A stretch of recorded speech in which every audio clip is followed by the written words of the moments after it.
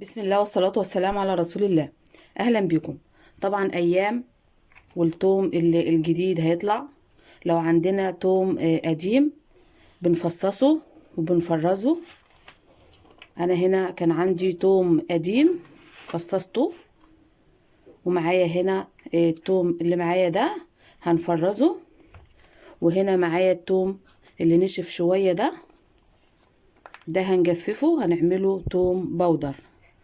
طبعا التوم القديم بيكون افضل واحسن من التوم الجديد او التوم الاخضر في التفريز، علشان نسبة الرطوبة فيه بتكون قليلة عن التوم الاخضر، والتركيز بتاعه بيكون اقوى وافضل من التوم الاخضر. هنبتدي اول حاجة بالتوم اللي هنفرزه. شايفين هنا ده التوم اللي هنفرزه معانا.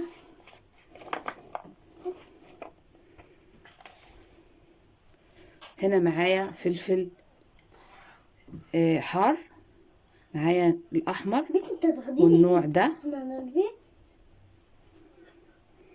انا هنضفه من البذرة اللي فيه علشان هنفرمه مع التوم. هنا قطعت الفلفل اللي كان معايا حوالي ربع كيلو من الفلفل. وهنا هنستخدم الملح مع تفريز التوم.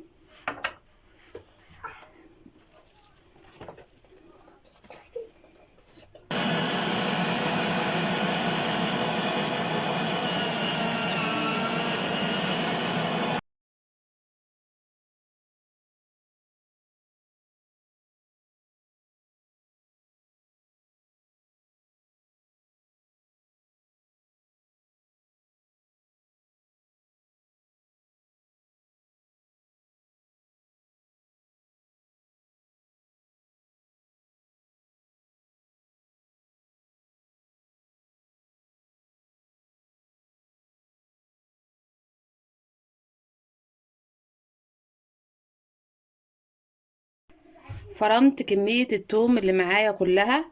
هبتدي اضيف الملح علشان يحفظ لي التوم.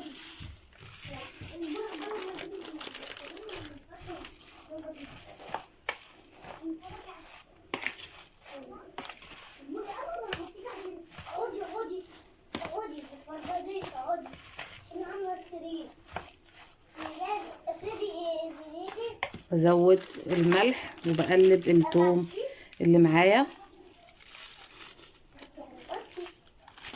بضيف كمان حوالي نص كوباية من الزيت علشان يكون سهل معايا لما اجي اطلعه من الفريزر بالمعلقة. اهم حاجة في تفريز التوم انه يكون في فريزر جيد علشان ما يفكش منك ويبوظ. بجيب البرطمانات اللي هعبي فيها التوم، بكون غسلاها ومعقماها كويس، وابتدي اعبي فيها التوم اللي معانا. هعبي كمية التوم اللي معايا كلها.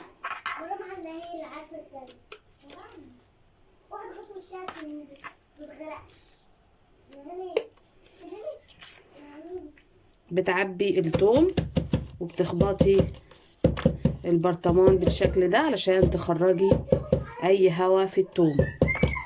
بتعبي الكمية كلها بنفس الطريقة. فرمت التوم وعبيته في البرطمانات. هنقفله وهنحفظه في فريزر يكون جيد علشان ما يفكش معانا. الكمية اللي معايا عملت البرطمان بالنص ده. اهم حاجة زي ما قلتلك في تفريز التوم انه ما يفكش منك، تطلعيه اللي هتستخدميه وتدخليه على طول الفريزر.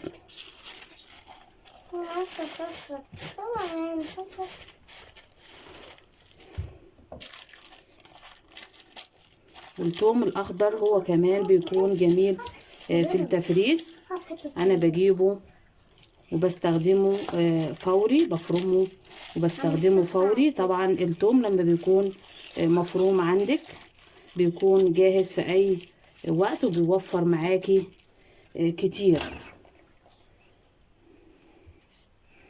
نيجي للتوم اللي هنجففه علشان نعمله توم بودر. هو طبعا بيكون بالشكل ده، انا بقطعه شرايح صغيرة وبنسيبه في مكان يكون جيد التهوية او في الشمس. لو عندك سطوح ممكن تحطيه على السطوح لحد ما ينشف. هقطع الكمية كلها شرايح صغيرة علشان ينشف معايا بسرعة.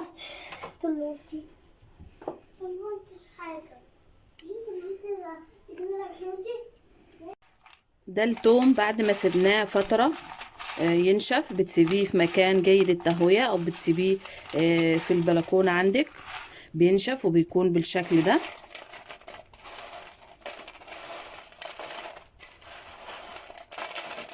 لو حسيتي ان لسه في رطوبة او منشفش كويس بتحطيه تحت الشواية، بتشغلي الشواية عليه وبتقلبيه لحد ما ينشف تماما، وبعدين هنطحنه في مطحنة الخلاط. هنا انا حطيت التوم تحت الشواية، كنت بقلبه كل شوية علشان اضمن انه ما يكونش فيه اي رطوبة. دلوقتي بنجيب مطحنة الخلاط وبنطحن فيها الكمية اللي احنا محتاجينها، وممكن نشيل باقي الكمية في الفريزر ونطحنها على الاستخدام على طول. شايفين ده التوم بعد ما طحناه، شايفين جمال ولون التوم اللي طحناه. طبعا طريقته سهلة في البيت، تقدري تعمليها بكل سهولة. وهقولك على تكاية جميلة. انا هنا لما جيت حمصت التوم تحت الشواية خد معايا لون بسرعة. هقولك تعملي ايه علشان يكون لونه فاتح معاكي. هحط باقي الكمية في المطحنة بالشكل ده، وهنضيف عليها نص معلقة صغيرة من الدقيق، مش كتير، نص معلقة في كل مرة بتطحني فيها التوم. طبعا بيخلي التوم يطحن معاكي كويس وبيفتح لون التوم. هطحن الكمية اللي باقية.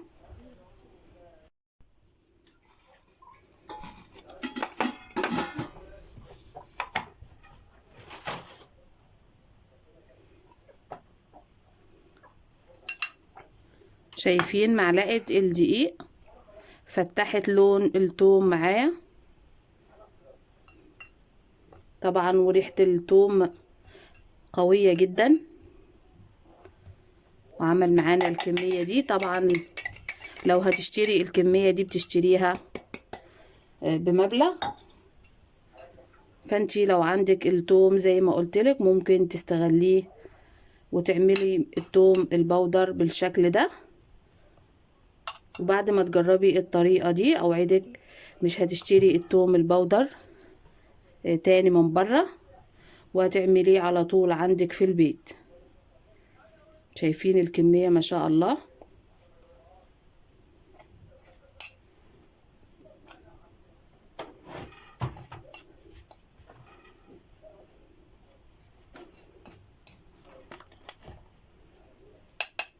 وده كان فيديو النهاردة. لو الفيديو عجبكم والطريقة عجبتكم ما تنسوش تحطوا لايك للفيديو، تشتركوا في القناة لو أول مرة تشوفوا القناة، وتفعلوا الجرس على الكل علشان يوصل لكم كل الفيديوهات والوصفات الموجودة على القناة. واشوفكم في فيديوهات تانية بمشيئة الله وفي حفظ الله ورعايته.